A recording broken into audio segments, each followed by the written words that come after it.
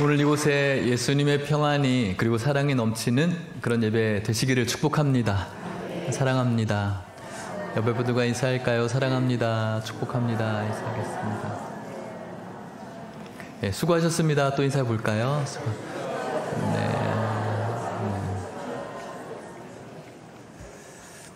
네. 수고하면서 이렇게 살아오셨습니다. 사회적으로나 정치적으로나 경제적으로나 참 복잡하고 어찌나 그런 좋지 않은 소식들이 전해지는지 살기도 참 팍팍하고 들려오는 또 인간적인 뉴스들도 참 어려운 부분들이 많이 있는 것 같습니다. 오늘날의 시대가 마치 오늘 우리가 읽는 예레미야의 시대처럼 영적으로 굉장히 어두운 시대처럼 보여집니다. 하나님을 부르짖는 그런 선지자의 외침이 여러 가지 소리에 묻혀서 살아가는 것 같습니다. 정의가 없습니다. 정의가 없다는 이 말은 정의가 너무 많아서 정의가 없는 시대 같다라고 저는 생각이 들어요. 다 자기가 자기 말이 다 옳다라고 말하니까 나도 정의, 너도 정의라고 이야기하니까 정의가 이렇게 많으니 진짜 정의가 없는 시대가 오늘날이 아닌가 생각해 봅니다. 경제적인 부분에 있어서 이것이 옳다, 저것이 그르다라고 이야기하는 사람이 있고 또 사람들의 관계 속에서 이 말이 맞다, 저 말이 맞다라고 하는 사람이 있고 또 특별히 정치 같은 문제는 굉장히 정말 풀기 어려운 그런 정의이죠. 완전히 갈려져서 서로 적대하고 서로 비난하고 죽일 듯한 그런 시대를 살아갑니다. 믿는 사람들에게도 이런 정치적인 이슈는 하나의 신앙처럼 생겨지게 돼서 오히려 예수님 위에 정치가 있는 것을 보게 되어집니다. 참 가슴이 아프고 보기 좋지 않습니다. SNS나 이런 것들을 통해서 아는 여러 목사님들도 계시고 또 신학자들이 있는데 그곳에서 자기가 가지고 있는 스탠스, 정치적인 스탠스를 가지고 이것이 정의라고 이야기하는 보수든 진보든 이렇게 하는 목사님들이 계시고요. 그런데 그 댓글에는 서로 그걸 추종하면서 서로 나쁘다고 또 반대쪽 사람들을 참 죽일 듯이 그렇게 이야기를 합니다. 저는 그래서 SNS나 그런 부분에 있어서 그런 말들을 쏟아내는 목사님들을 별로 좋아하지 않습니다. 거의 제가 관계를 다 끊어버렸습니다. 이 사람들을 다 팔로우하지 않겠다. 왜냐하면은 그렇게 자기가 옳은 것처럼 정치적인 스탠스를 가지고 뭔가 그럴듯한 논리와 감동적인 말로 이야기하면서 그 말을 통해서 쏟아져 놓은 그 열매들은 다 비난과 그 추종하는 사람들이 비난하고 정죄하고 손가락질하는 그것들 뿐이죠. 저는 목사님들이나 그런 신학자들 중에서 그런 공개적인 글에 제가 오늘날 예수님 잘 못 믿어서 그렇습니다. 제가 오늘날 복음 잘 못 전해서 그렇습니다. 제가 말은 뻔지를 하지 삶은 참 못 사는 저의 잘못입니다. 이렇게 이야기하는 목사님 한 분도 보지 못했어요. 그런 자기의 회개적인 그런 글들이 있었다면은 저는 그 댓글의 양상들은 맞아요 목사님 저도 그래요. 저도 잘못 살았어요. 저도 그렇게 살지 못해서 회개해요. 이 나라의 이 잘못됨이 저 때문인 것 같아요. 이런 아름다운 그런 간증들이 많이 올라왔을 것 같아요. 그런데 믿는 우리들마저도 서로 정의인 양 자기가 진짜 맞는 것이냐 다른 것들을 비방하면서 살아가죠. 그래도 적어도 우리 예일교회에는 제가 누누이 예전부터 이야기한 것이 있으니 어떤 모임이나 순이나 그곳에서 정치 얘기 안 하는 걸로 저는 알고 있습니다. 혹시 여전히 하고 있는 분들이 있다면 옆에서 이야기해 주어야 됩니다. 하지 마세요 라고 이야기해 주어야 됩니다. 오늘 우리는 찬양했던 것처럼 예수님의 사랑이 우리들에게 계속해서 찬양되어져야 되고 예수님이 사랑이 있는 곳에 오늘 찬양대의 마지막 가사처럼 그 사랑이 있는 곳에 모든 두려움과 어두움이 다 물러가고 평안이 남겨진다는 사실을 기억할 수 있기를 축복합니다.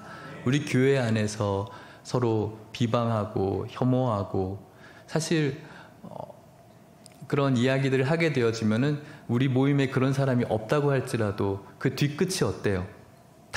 사람들을 미워하고 그런 상대방을 비난하는 그런 말들이잖아요. 남아있는 건 우리 마음에 분노밖에 없어요. 그 분노를 누가 제일 좋아할까요? 사단 마귀가 제일 좋아하죠. 그 분노를 사단 마귀가 음식으로 먹어요. 그러면은 그 모임 안에서 사단의 세력이 커지고 점점 교회를 아프게 만들고 병들게 만들죠. 하나님께서는 그런 말을 싫어하죠. 그런 마음을 싫어하죠. 그런데 예수님의 사랑이 넘치는 그 모임은 그 모임 후에 서로를 향한 사랑과 섬김과 배려와 안아줌과 그리고 위로와 섬김밖에 없어요. 사랑하는 성도 여러분, 우리 엘교회는 예수님이 주인 되시는 그런 교회임을 명심할 수 있기를 바랍니다. 다른 이 세상의 여러 가지 정의 위에, 모든 통치 위에 예수님이 계십니다. 이 교회 터 위에 다른 정의를 쌓지 않는 저와 여러분들 될 수 있기를 축복합니다. 예레미야의 시대가 마치 그랬어요. 바벨론이냐 애굽이냐, 어디가 우리의 친 바벨론이냐 친 애굽이냐, 어디가 우리들에게 안전이 될 것이냐, 내가 맞다 네가 맞다, 다들 자기의 스탠스를 가지고 사람들이 내 편이 되어주기를 바라는 그런 선지자들, 그런 목사들이 참 많았던 시대. 그 가운데 예레미야는 하나님의 말씀과 돌아올 것을, 회개할 것을, 사람들이 듣기 싫어하는 그런 말을 전할 수밖에 없는 그런 사명을 가지고 전했던 그래서 다른 사람들에게 환영받지를 못했죠. 그래서 결국은 그는 사람들에게 환영받지 못했던 그는 감옥에 갇히게 되어집니다. 여러 가지 그런 오해들이 있었기 때문에 그렇습니다. 오늘 우리가 예레미야 33장 말씀을 읽었는데요. 1절 말씀은 이렇게 말합니다. 33장 1절입니다. 같이 한번 읽어볼까요? 시작. 예레미야가 아직 시위대 뜰에 갇혀 있을 때 여호와의 말씀이 그에게 두 번째로 임하니라. 이르시되, 예레미야가 시위대 뜰, 감금이 되어져 있는 상태입니다. 하나님의 말씀을 전하다가 또 사람들이 오해하고 해서 이 사람을 집어넣게 되었습니다. 바벨론에게 항복하려고 가는 것처럼 보여져서 예레미야를 감금하게 되어지죠. 그곳에서 하나님의 말씀이 임했습니다. 임하신 하나님을 이렇게 표현합니다. 2절 말씀을 똑같이 읽어볼까요? 시작. 이를 행하시는 여호와, 그것을 만들며 성취하시는 여호와, 그의 이름을 여호와라 하는 이가 이와 같이 이르시도다. 아멘. 하나님께서 임하셨는데 그 하나님은 어떤 하나님인가? 일을 행하시는 하나님이시고 성취하시는 하나님이십니다. 사랑하는 성도 여러분, 우리 하나님께서는 지금 이렇게 어둡고 영적으로 어둡고 정치적으로도 암울한, 그리고 억압받을 것 같은 이 시대, 하나님이 꼭 살아있지 않을 것 같은 이 시대에도 여전히 하나님께서는 운행하시고 일하시는 하나님이신 줄 믿으시기를 축복합니다. 하나님께서는 성취하시는 하나님. 무엇을 성취합니까? 하나님께서 하신 말씀을 성취하시는 하나님. 이스라엘 백성들에게 주셨던, 특별히 다윗과 맺었던 언약, 다윗의 언약, 그 약속을 그냥 내몰라라 하지 아니하시고 끝까지 이루어 가시고 이루실 분이 우리 하나님이심을 기억하시기를 축복합니다. 이 하나님께서 예레미야에게 말하기를 3절 말씀에 너는 내게 부르짖으라 내가 내게 응답하겠고 네가 알지 못하는 크고 은밀한 일을 너에게 보여주겠다. 이렇게 구속되어져 있는 감금 상태에서 일하시고 성취하시는 하나님이 여전히 일하시면서 이곳에 너의 몸은 자유롭지 못하고 감금되어져 있지만 부르짖어라. 그리하면 너에게 응답할 것이다. 자유가 없는 것 같지만 너의 몸은 구속되었지만 네가 구속된 이 몸의 상태에서 부르짖기만 하면 하나님께서 응답하실 것이고 크고 놀라운 일을 보여주겠다. 몸은 구속되었지만 기도할 때 그의 영혼은 자유롭게 온 열방을 뒤집어 놓을 수 있는 그런 능력을 주시겠다는 것이죠. 사랑하는 성도 여러분, 오늘 우리가 믿고 있는 하나님이 이런 하나님이십니다. 이 세상에서 암울하고 또 우울하고 영적으로 어둡고 혹은 여러분들의 현실에서 뭔가 무너져 있는 여러분들에게 더 이상 움직일 수 없을 것 같은 꼭 감금되어져 있는 여러분들의 육체일 수도 있겠지만 그 가운데에서 하나님께 부르짖는 여러분들 될 수 있기를 축복합니다. 하나님께서 응답하시고 몸은 여러분들의 물리적인 힘은 별 힘 없이 우추려져 있고 누군가에게 억압받고 있고 또 내 마음에게 억압받고 있겠지만 여러분들이 부르짖음으로 말미암아 여러분들의 모든 세계를 다시 한번 부수고 하나님께서 허락하신 모든 세계를 호령할 하나님의 능력과 은혜가 여러분들에게 임하실 줄 믿습니다. 이런 예레미야가 감금되어져 있는 상태에서 그것이 너무나 힘들어서 그래 내가 이제는 너희들에게 좋은 말을 해줄게 이제 너희들에게 하나님 말씀 말고 너희들이 듣고 싶은 말 해줄게라고 타협하지 않고 여전히 예레미야는 그들이 징계받을 것을 그 감금되어져 있는 상태에서 하나님의 말씀을 일하시고 성취하시는 하나님의 말씀을 증거했습니다. 그리고 그 징계와 그 종말로 끝나는 것이 아니라 이 징계에는 하나님의 회복이 있음도 설교를 하게 되어집니다. 그것이 바로 오늘 우리가 읽은 본문의 말씀 12절 말씀이라고 할 수가 있겠습니다. 12절 13절 말씀에 보면 만군의 여호와께서 이와 같이 말씀하시니라 황폐하여 사람도 없고 짐승도 없던 이곳과 그 모든 성읍에 다시 목자가 살 곳이 있으리니 그의 양떼를 눕게 할 것이라. 산지 성읍들과 평지 성읍들과 네겝의 성읍들과 베냐민 땅과 예루살렘 사면과 유다 성읍들에서 양떼가 다시 계수하는 자의 손 아래로 지나리라 여호와께서 말씀하시니라. 분명히 하나님 말고 다른 우상들을 섬겼던 이스라엘 백성들, 이것이 가장 암흑이었습니다. 복음이 흐려진 시대였죠. 그 가운데도 하나님을 붙들지 못하고 어느 나라에 붙어 먹을까 이것을 궁리했던 그들은 하나님께 징계받게 되어집니다. 하지만 그들을 불쌍히 여기십니다. 불쌍히 여기는 것과 동시에 하나님께서는 그 이전 하나님의 백성에게 하셨던 그 언약을 성취하기 위해서 일하고 계셨죠. 그들을 회복시킬 일이었습니다. 그들을 어떻게 회복을 시키냐면은 목자들이 돌아오게 할 것이고 또 유다 성읍에서 양떼가 다시 계수하는 자의 손 아래로 지나갈 것이다. 목자들이 양을 계수하는 것, 셈을 세는 것, 어떨 때 하는 걸까요? 양떼를 치고 이제 집으로 들일 때 우리 양 1번 왔나 2번 왔나 이렇게 계수를 하는 것이죠. 하나하나씩 다 들어오는 것을 다 세는 이 목자의 마음, 이렇게 양을 셀 수 있는 마음은 굉장히 시급하고 조급할 때 그 양을 셀 수가 있을까요? 뭔가 빨리 도망가야 되고 뭔가 챙겨서 뭔가 쫓기고 있을 때 계수할 수 있을까요? 그렇지 않겠죠? 아무도 나를 죽이려고 하지 않고 아무도 나를 해하려고 하지 않고 나를 괴롭히지 않는 평안한 마음일 때 양 1번 들어왔나 2번 들어왔나 이렇게 살펴볼 수 있는 마음이 여력이 생기는 것이겠죠. 이렇게 이스라엘이 포로로 끌려가서 징계를 받고 힘들고 고통스럽겠지만 다시 황폐했던 이 땅을 하나님께서 회복시킬 것을 지금 다시 한번 확인하고 있는 것이죠. 그런데 유다와 이스라엘의 그 회복은 단지 예루살렘 성전이 세워지고 그들의 나라를 되찾는 것, 이것이 회복이 아닙니다. 정치적으로 이스라엘이 세워지는 회복이 궁극적인 성경의 회복이 아니라 이 땅 가운데 이 하나님의 나라를 세우실 메시아 예수 그리스도께서 이루실 영원한 하나님의 나라를 세우는 것이 진정한 회복이라고 할 수가 있겠습니다. 그것을 14절, 15절 계속해서 말씀해주고 있는 것입니다. 같이 14절 말씀 읽어볼까요? 시작.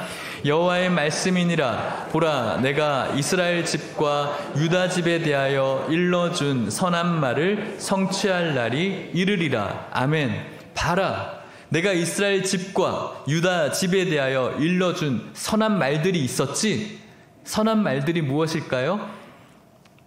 무엇보다도 다윗에게 맺었던 언약의 말씀, 너의 그 왕의 권위를 끝까지 해주시겠다라는 그 말씀이겠죠. 그것은 다윗의 계보를 통해서 예수 그리스도를 통해서 이루어지게 될 것입니다.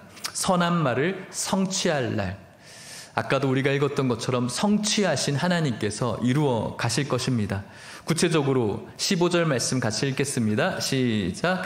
그날 그때에 내가 다윗에게서 한 공의로운 가지가 나게 하리니 그가 이 땅에 정의와 공의를 실행할 것이라. 아멘. 그날, 선한 말을 성취할 그날입니다. 그날에는 그때에 내가 다윗에게서 가지가 나게 할 것이다. 다윗의 직계 아들이 아니죠. 다윗의 계통에서, 다윗의 가계에서 한 가지가, 한 아들이 날 것이다. 그 아들은 그냥 가지가 아니라 공의로운 가지라고 말하고 있습니다. 공의로운 가지가 이 땅에 나오게 될 것이고, 이 땅의 진정한 정의와 진정한 공의를 그 가지가 실행할 것이다. 그 가지만이 실행할 수가 있겠습니다.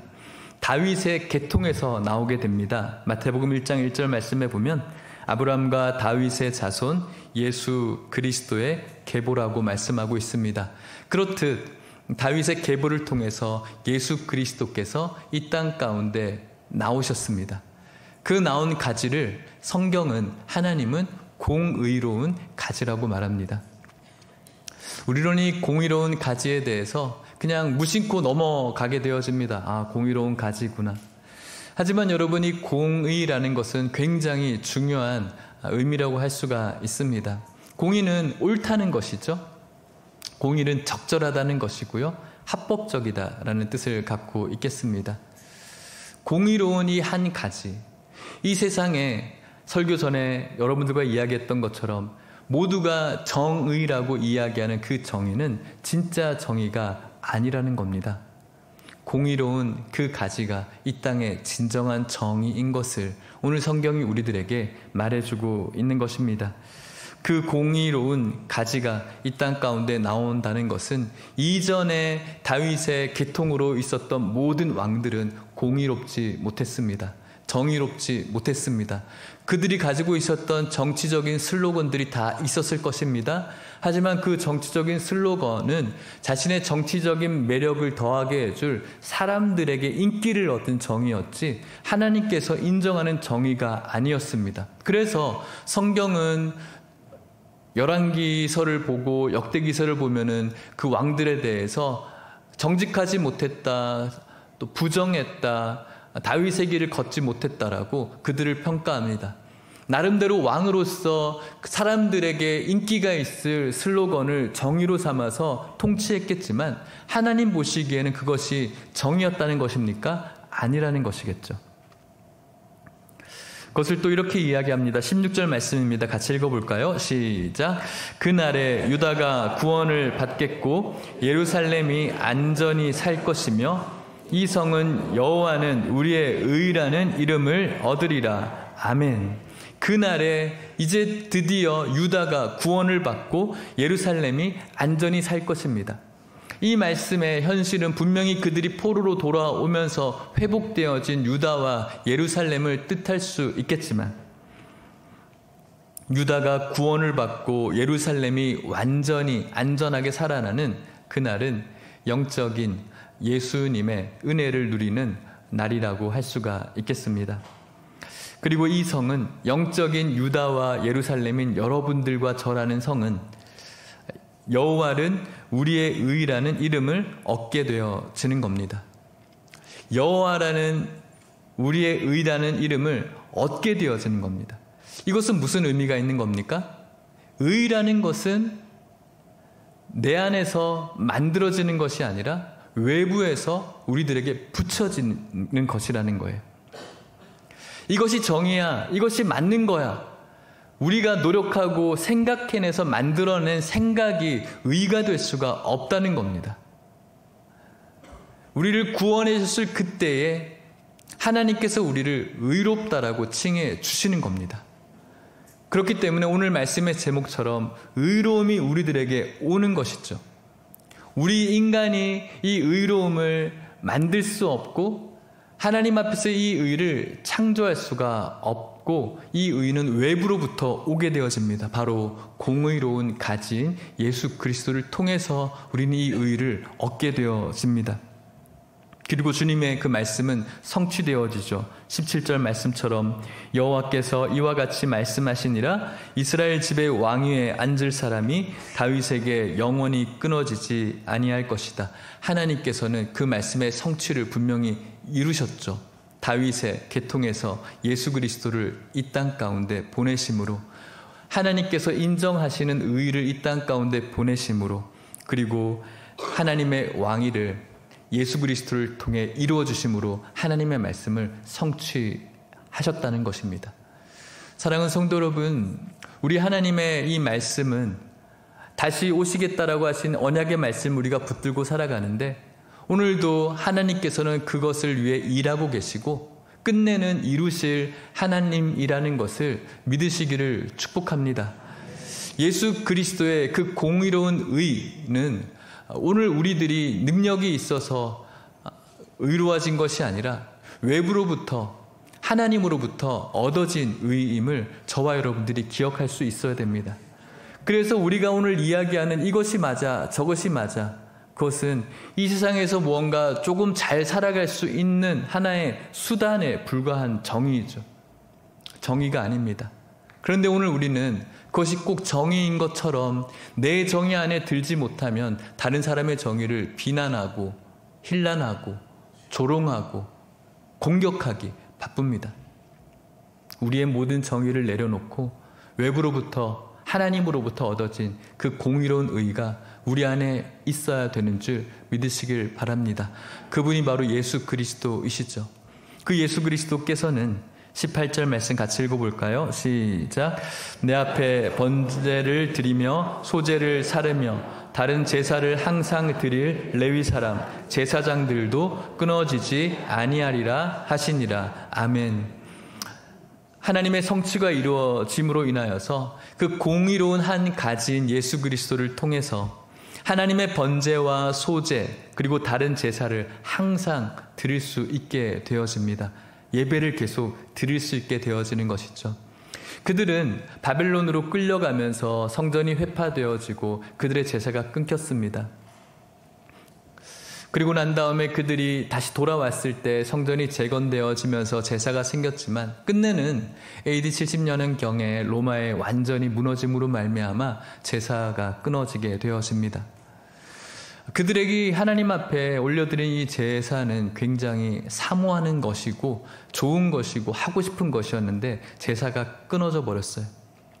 그런데 예수 그리스도를 통해서 진정한 대제사장 되어주시는 예수 그리스도를 통해서 우리는 이제 더 이상 물리적인 성전 없이 그리고 제물 없이 하나님 앞에 예배를 드릴 수가 있게 되었습니다.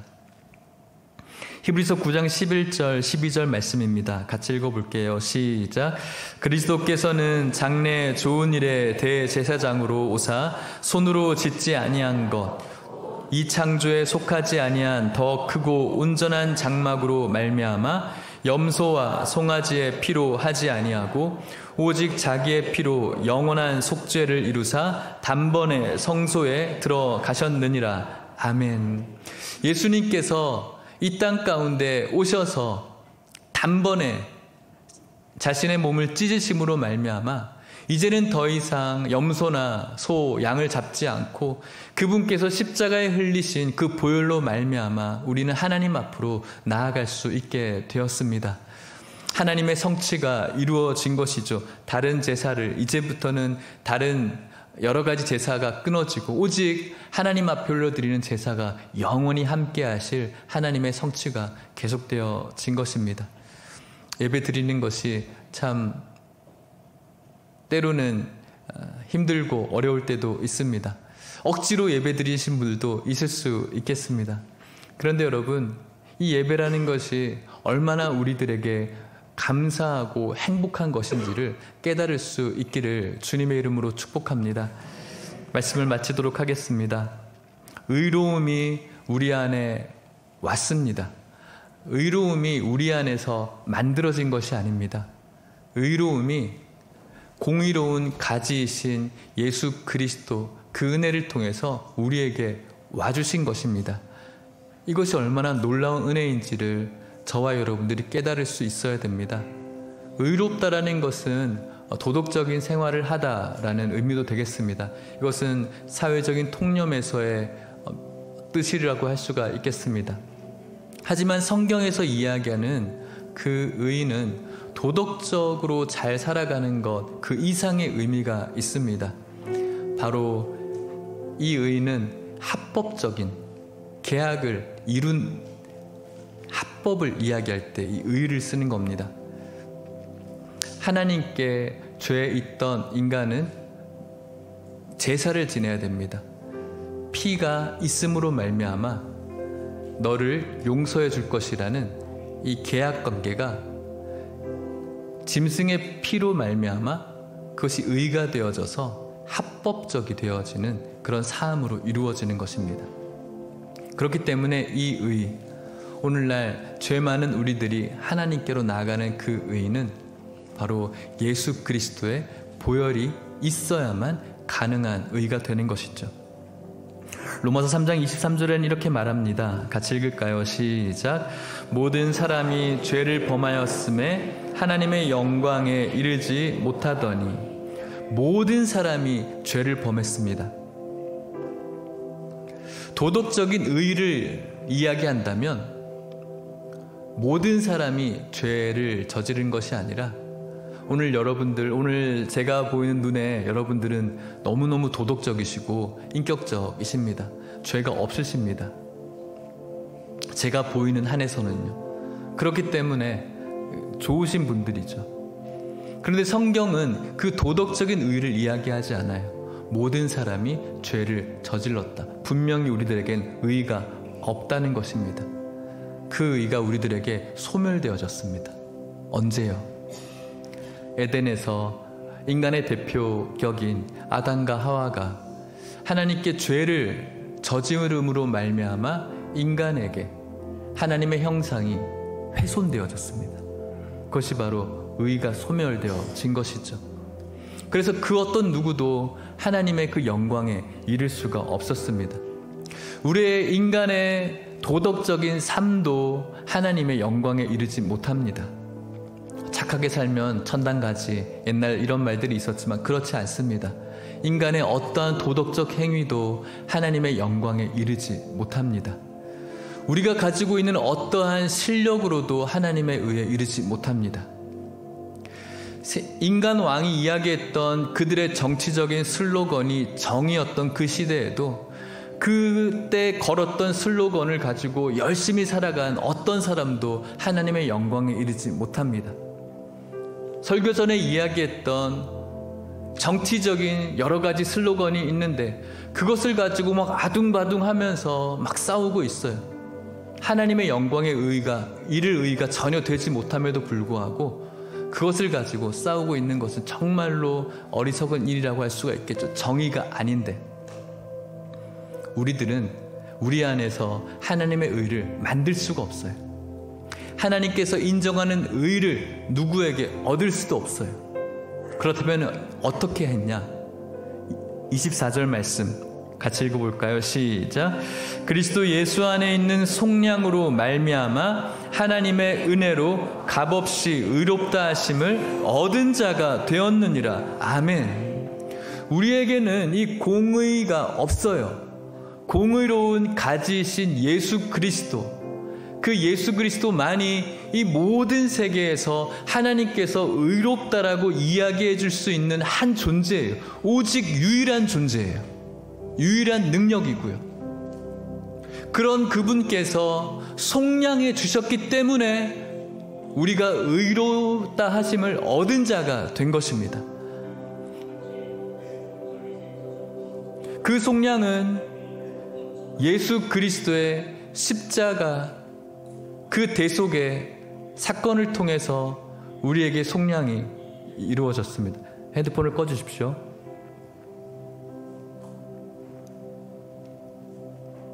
우리에게는 예수 그리스도께서 주시는 의가 있어야만 그 의를 얻을 수 있습니다. 그분께서 우리를 의롭다 하기 위해서, 속량하시기 위해서 예수님께서 십자가에서 피 흘리시고 죽으셨습니다. 하나님의 은혜로 주어진 겁니다. 우리의 실력이 아닌 것이죠. 우리가 잘나서, 우리가 대단해서가 아니라는 겁니다. 그런데 우리들의 마음에는 이런 마음이 존재해요. 내가 교회 한번 나가줄게. 내가 예수 믿어준 것처럼 막 교회가 막 뭔가 좀 을이 되어서 내가 한번 예수 믿어줄게. 교회 믿어줄게. 교회 한번 가줄게. 물론 초신자분들은 그런 생각할 수도 있습니다. 괜찮습니다. 하지만 여전히 신앙생활을 하고 계심에도 불구하고 꼭 목사 봐서 교회 나가주는 것처럼, 목사님 나한테 잘해. 내가 교회 안 가면 떠날 거야. 다른 데 옮길 거야. 나한테 잘해. 아니면 누구 성도님 잘해. 나 안 그러면 이 교회 떠날 거야. 꼭 내가 교회 다녀주는 것처럼. 그렇지 않습니다, 여러분. 예수님께서 우리에게 와주셨고 그분의 은혜로 우리가 의롭다 하심을 얻었다라는 사실을 기억할 수 있기를 축복합니다. 26절에는 이렇게 말합니다. 25절에는 이렇게 말합니다. 이 예수를 하나님이 그의 피로써 믿음으로 말미암는 화목제물로 세우셨습니다. 이는 하나님께서 길이 참으시는 중에 전에 지은 죄를 간과하심으로 자기의 의로우심을 나타내려 하심이니. 26절 같이 읽겠습니다. 시작. 곧 이때에, 26절입니다. 시작. 곧 이때에 자기의 의로우심을 나타내사 자기도 의로우시며 또한 예수 믿는 자를 의롭다 하려 하심이라. 아멘. 화목제물로 이 땅 가운데 오셔서 속량하심으로 말미암아 자기의 의로우심을 보여주셨고 그 의로우심을 믿는 자가 바로 의롭다함을 얻을 수가 있는 겁니다. 교회에 나왔기 때문에 의로운 것이 아닙니다. 내 이력서에 크리스찬이라고 쓰기 때문에 의로운 것이 아닙니다. 내 부모가, 내 아버지가 목사라서, 내 아버지가 장로라서, 내 어머니가 권사라서 의로워지는 것이 아닙니다. 우리 부모님이 교회에 많이 섬기고 있어서 의로워지는 것이 아닙니다. 우리 부모님이 교회 헌금 많이 해서 의로워지는 것이 아닙니다.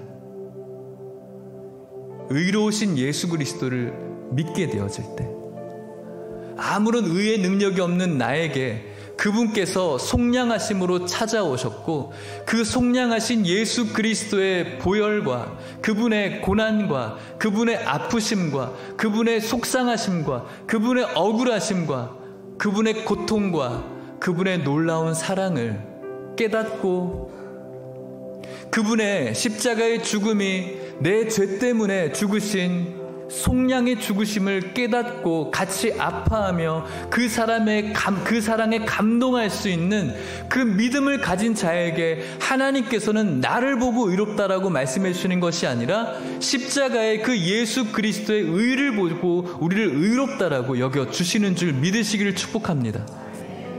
이것이 바로 오늘 우리가 주님께 예배드리는 이유인 것입니다. 그 의를 허락하신 그 하나님의 사랑이 너무 감사해서 그 의를 이루기 위한 그분의 속량이 얼마나 고통스럽고 아팠는지 그 고통을 내가 다 알지 못하지만 꼭 나의 아픔 같아서 바라바가 올라가야 될 그 십자가, 내가 올라가야 될 그 십자가였는데 내 발을 친히 끌어내리시고 주님께서는 왜 거기로 올라가셨을까? 이것에 대해서 너무너무 풀리지 않아서 가슴 아프고 속상한 이 마음이 오늘 우리들에게 있을 때 그분의 의가 감사할 수밖에 없겠죠. 그 예수님이 귀할 수밖에 없겠죠. 사랑하는 성도 여러분, 저는 모든 분들이 예수님을 귀하게 여기셨으면 좋겠지만 아직 그러시 못하신 분들도 많으시겠죠. 예수님께서 정말 귀하신 분이십니다. 이 세상 재물과 명예와 행복은 우리가 어쨌든 죽을 듯 노력하면 획득할 수 있잖아요. 여러분들이 가지고 있는 실력으로 돈도 벌 수 있고, 여러분들이 가지고 있는 매력으로 명예도 얻을 수 있고, 여러분들의 그 마음에 욕심을 좀 버려놓으면 행복할 수 있잖아요. 그런데 하나님께서 인정해 주시는 그 의는, 우리의 죄를 속량해 주시는 의는 우리가 가지고 있는 실력으로, 우리가 할 수 있는 공로로 그 어떤 사람도 대신 이것을 획득시킬 수가 없어요. 그렇기 때문에 이 예수 그리스도를 이 땅 가운데 보내주신 것은 너무너무 놀라운 일이고, 이 예수 그리스도를 믿음으로 말미암아 하나님의 의를 덧입게 되어졌다는 것은 우리들에게서 정말 무엇과도 바꿀 수 없는 축복이고 은혜라는 사실을 저와 여러분들이 깨달을 수 있기를 축복합니다. 그래서 우리가 예수님 믿어주는 것이 아니에요. 우리가 교회 나와주는 것이 아니에요.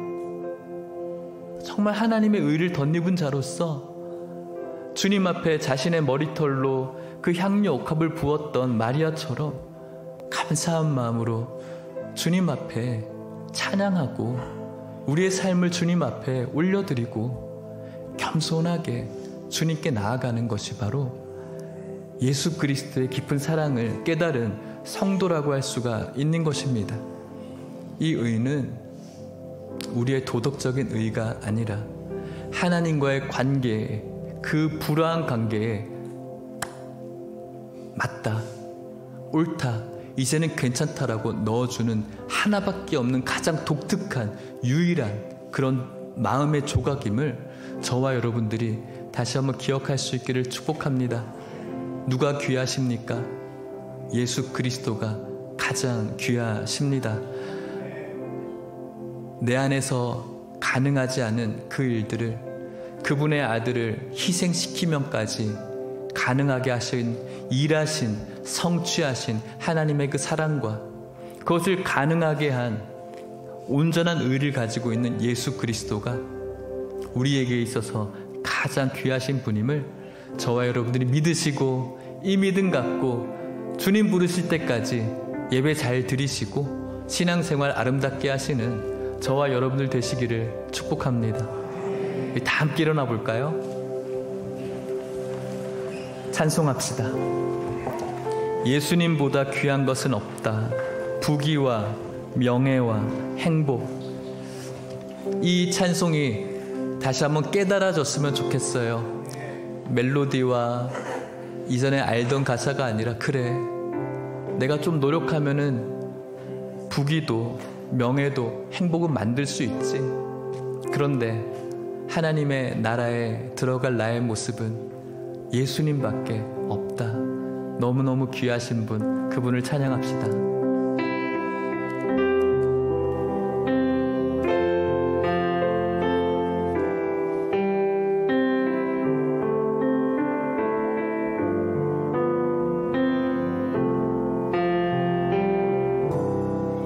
주 예수보다 더 것은 없네. 이 세상 부귀와 바꿀 수 없네. 영축은 내 대신 돌아가신 그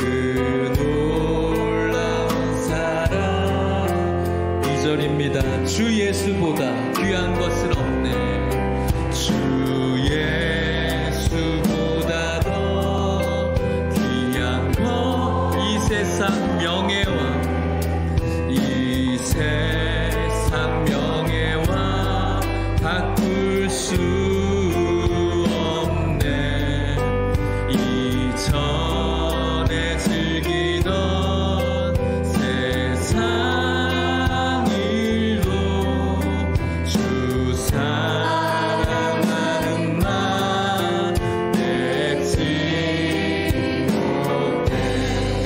세상 즐거움 다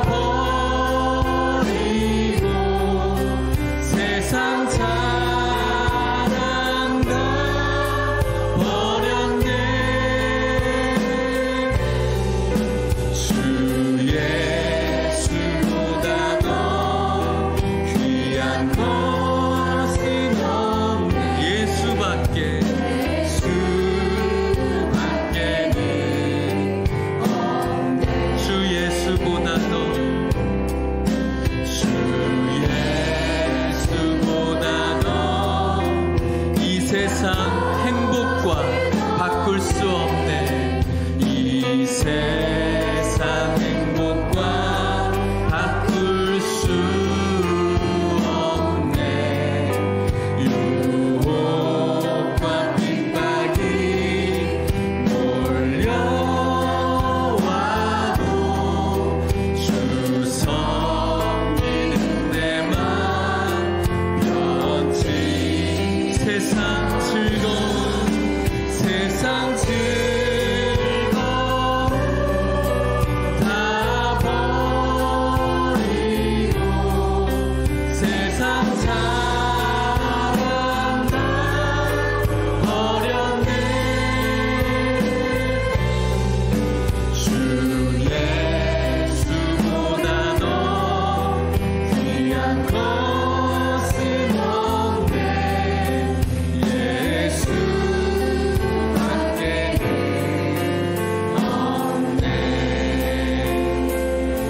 기도하겠습니다. 우리 시간 함께 기도할 때 예수가 가장 귀함을 다시 한번 기억하셨으면 좋겠습니다. 그 의로움이 우리에게 오셨습니다. 우리 안에서 생성된 것이 아닙니다. 오직 예수 그리스도밖에 없기 때문에 그렇습니다. 그래서 오늘 말씀의 제목이 의로움이 나에게 오다입니다. 나에게 만들어줄 수 없는 그 은혜, 예수 없는 은혜, 그것은 값싼 은혜입니다. 오늘 저와 여러분들이 신앙생활 하는데 예수 없는 그 은혜를 꿈꾸면서 교회 나오고 사람들과 교제하고 있다면 그것은 너무나 어리석고 값싼 그런 신앙생활을 하는 것입니다. 오늘 예수가 가장 귀한 것임을 마음속에 처절하게 깨닫고 나에게 오신 예수 그리스도께 감사하고, 오늘 내가 이야기하는 여러 가지 정의가 정의인 줄 알고 사람들을 비난하고 정죄하고 이 세상에 정의를 이야기하는 자를 추종하면서 내 마음에 악만 남아있고 분노만 남아있고 다른 사람들을 싫어하는 마음만 남아있다면 다시 한번 회개하고 그 모든 것들을 다 집어치우고 예수 그리스도, 온전한 정의 되시는 예수 그리스도가 나에게 있기를 원하고 또 있으면서 충만하기를 원하는 그 삶으로 변화되시기를 주님 앞에 같이 기도했으면 좋겠습니다. 기도하시겠습니다. 하나님 아버지, 감사합니다. 우리가 열심히 하는 것으로 의로워지지 않습니다. 우리 안에 그 어떤 것으로도 의로워지지 않습니다. 오직 예수 그리스도, 공의로우신 가지이신 예수 그리스도가 우리에게 오셔야만 우리가 의롭다함을 덧입을 수 있음을 기억합니다. 하나님 아버지, 오늘 우리들에게 주님께서 주신 말씀이 새겨지게 하여 주시옵시고 그 의가 우리에게 오신 것을 감사하게 하여 주시옵시고 이 세상의 부귀와 재물과 명예와 그 어떤 행복보다 가장 귀한 분이 예수 그리스도이심을 깨달을 수 있는 우리 모두가 되게 하여 주시옵소서.